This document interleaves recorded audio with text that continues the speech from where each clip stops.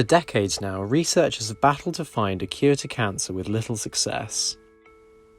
It's estimated that 1 in 3 women will be diagnosed with cancer in their lifetimes, and so will 1 out of every 2 men. But what if there was a simple solution to curing cancer? What if a plant could cure cancer? My name's Tom Davis, and for the last 2 years, I've been investigating claims that cannabis was the cure to cancer.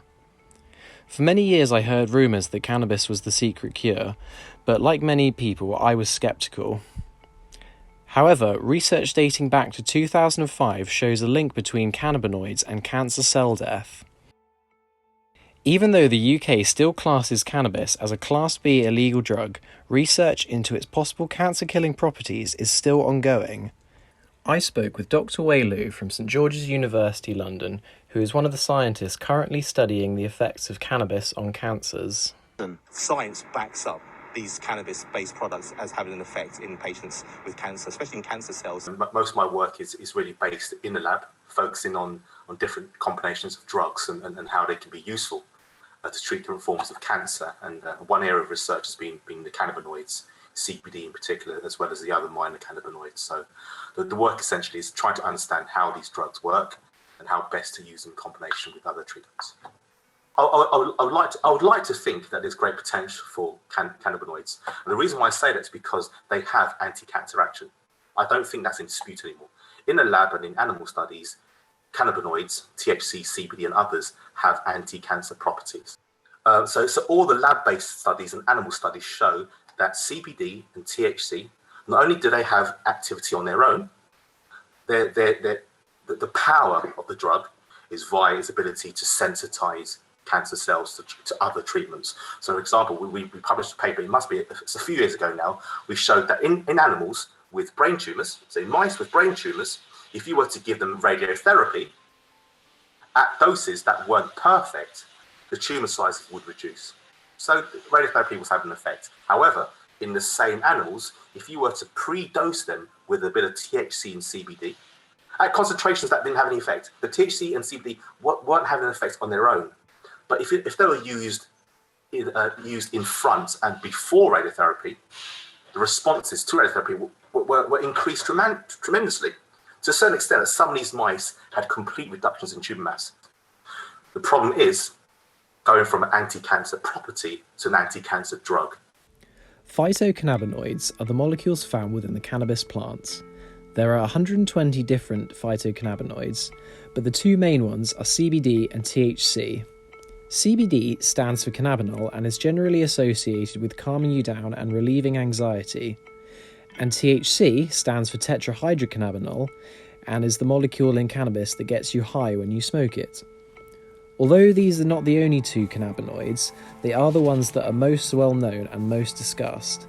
It is also these phytocannabinoids that are said to have the anti-cancer properties. Yep, so if you were to take these phytocannabinoids in isolation, we've shown clearly that they have anti-cancer actions. Most of the work we've really focused in on, but the models we've really focused in on have been lab-based models as well as in animals. And these studies have clearly shown that CBD, for one, as well as THC, as you mentioned, they do have anti-cancer properties. They can increase cell death via a process called apoptosis. They can also manipulate signaling pathways within cancer cells, and by doing so, sensitize those cancer cells to other treatments such as chemotherapy and radiotherapy.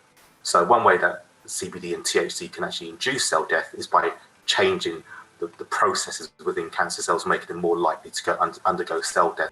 Any drug that is being tested as a medicine needs to undergo various trials to test the effectiveness of the products. The most difficult time when testing a new medicine is when it progresses to human trials. This bit of drug testing comes with a lot of unknown variables and is expensive to do and takes a long time, but all drugs must go through this process before being made available. If there is evidence to support cannabis curing cancer, has there been any human trials for this? Yep, so there's been 1 or 2 trials in humans, but most of the trials have involved really small numbers of patients. And because the numbers have been so small, it's difficult to really conclude anything from these studies. So clinical trials, they're very, very few. There's been lots of anecdotal evidence. Lots of clinicians have self-prescribed or prescribed to their patients CBD, for example, and the results have been quite interesting. And these have been written up as a series of case studies. So I suppose these case studies are something which is one level lower or one level below clinical trials. So clinical trials are the top thing you'd aim to achieve, but this hasn't really been done correctly or fully at the moment. But there's the second tier, these case studies, that they've shown lots of patients who have been using CBD to respond to the agents, and it's been helpful in some of their cases. But people understand that some patients with certain cancers, they won't respond to chemotherapy. And that's understood, and people accept that. However, when you start talking about cannabis, people believe that cannabis should cure all. And I'm saying, no, cannabis won't cure all. Cannabis will be like other treatments. Some people respond, others won't. There's different causes for breast cancer. Breast cancer isn't just one disease. It's an umbrella term for different diseases that have similar kind of characteristics. So CBD, THC, cannabinoids might work for one. It might reduce the size of a tumor from, as you said, from a small finger to a little freckle. But in others, it might not work at all. That's not the cannabis's fault. That's the cancer's fault, you see. So how long, the question, I suppose you asked was, how long would it take to work? In some patients, it can happen really, really quickly. I have patients who have taken CBD alone for breast cancer, and the responses were dramatic. They occurred within days. Whilst others, when they take it, it hasn't worked at all. So if you ask me, how long will it take for CBD to work? I can only answer, in some cases it takes days, in some cases it takes months. In others, it doesn't work at all. So it's a question I can't answer. Finding people who have used cannabis to cure their cancer is not easy due to the social stigma surrounding cannabis, and that it's still not widely known or accepted that this plant has medical properties. I met with Magnus Ambrosia to hear how he managed to cure his own skin cancer using cannabis. Magnus has now made it his mission to help people using cannabis and to raise awareness of its medical properties. So over 10 years ago, after I was finishing working as an offshore communications officer, landing helicopters onto moving vessels in the North Sea, I fell in love with a Greek girl, online, and I decided to change my whole life because I really wanted to raise a family. So I moved to Greece, to Athens. The sun there was like, it was a monster. One of the side effects of me having sensitive skin was then that I had a vulnerability to sunshine. And over the time, the 7 years, a small freckle, a small sun freckle that was here on my forehead, started to grow, and it started to itch. And I spoke to a doctor and I told him that it had been growing for 3 years, and he said to me, yes, you have skin cancer. And I said, how do you know it's skin cancer? And he said, I'm a doctor and this is Greece and I see it 30 times a week.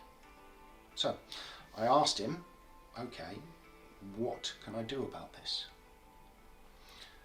And I was left with a stark decision. So I asked him, what can you do? And he said to me, there's two options. They can take a knife, and they can cut it down. Or they can give you a chemotherapy cream and it will burn 10 of the 12 layers of skin off your face in the hope that it gets it. And I said to him, do these work? And he said, no. It depends. If it's deeper, they'll do nothing. So the stark reality and the stark choice that I was left with was, do I now walk away knowing that there's nothing that the world's medical centre or health centre can legally do to help me? There is no medicine. And actually, when I put my mind to it, there's no finding available. There's no searching available because it's all out in the open. Everything about this is out in the open. All of the studies have been complete since the 1960s and 1970s. So I was left with the decision to try and find a way to cure my own cancer, to make sure that my son would then be able to recognise me. And after a few weeks of studying, the answer to this problem was plants. And more specifically, the answer to this problem was an illegal plant. And to be even more specific again, it is the cannabis plant. So, I have mentioned the taboo word, cannabis, which will then lead on naturally to the next question: what is cannabis?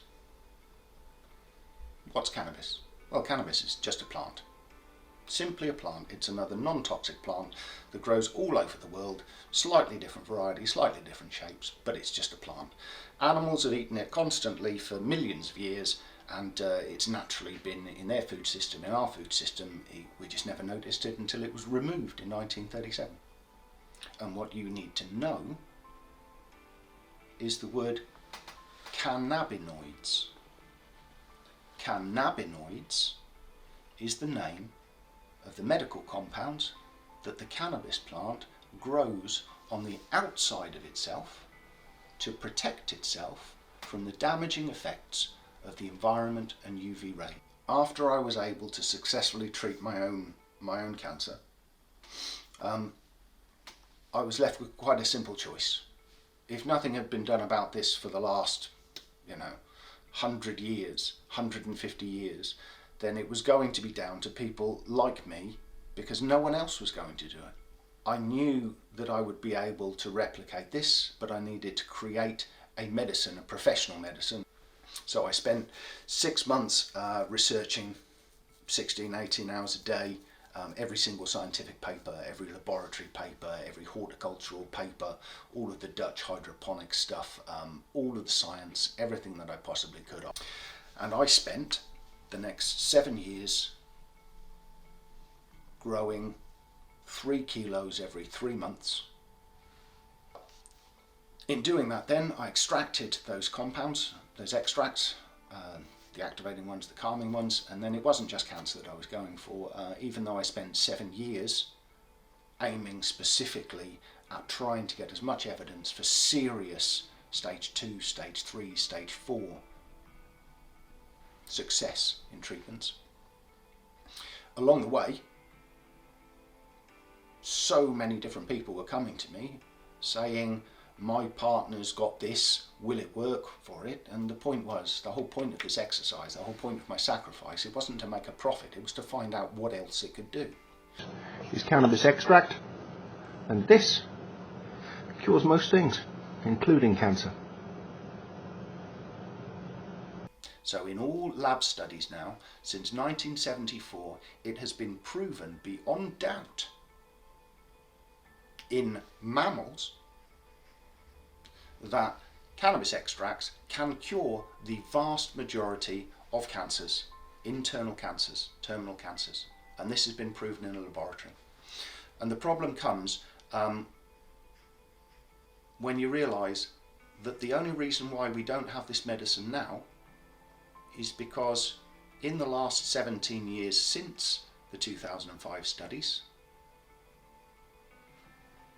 no one has decided to move those trials into humans. So with all the evidence collected from the researchers, why hasn't there been any large-scale human trials for cannabis as a medicine? That's a really difficult question to answer. I suppose the simplest answer is costs. Is essentially trying to get past this inertia and set up clinical trials in identifying the best cancer patients, or the best types of cancer for which CBD can work. It's a huge risk. It costs a lot of money, and for it to be worthwhile for these drug companies, there has to be something in it at the end of the day for them. And that sounds quite horrible to say, but it unfortunately is a sad fact of life. So it's really a case of trying to convince clinicians to use a drug that has this past, this association with cannabis. I suppose as well, there's always a risk of the drugs not working. You mentioned, is there danger that these drug companies are worried the drug doesn't work? And if that's the case, then that's absolutely fine. The most important thing here, what I think we need to establish, is whether or not the drug works. If the drug doesn't work, absolutely fine. Let's put it to bed. But if it does work, let's get it to patients who need them so they can extend life. Although cannabis is still technically illegal in the UK for recreational use, cannabinoid products can now be prescribed on the NHS. Also, private medical cannabis prescriptions have started to emerge. Companies like Sapphire Medical can now legally prescribe and sell cannabis to clients for a variety of illnesses, including anxiety. Even though the work to discover the true medical benefits of cannabis is ongoing, Dr. Wei Lu continues his studies on cannabinoids, and Magnus Ambrosia is currently working to change people's perspective on the plants. It remains unclear whether cannabis is the miracle cure to cancer or another treatment, but for the first time, the medical and scientific communities are agreeing that cannabis does indeed have anti-cancer properties, along with a multitude of other benefits. It seems like using cannabis to treat cancer is no longer a dream, but an inevitability.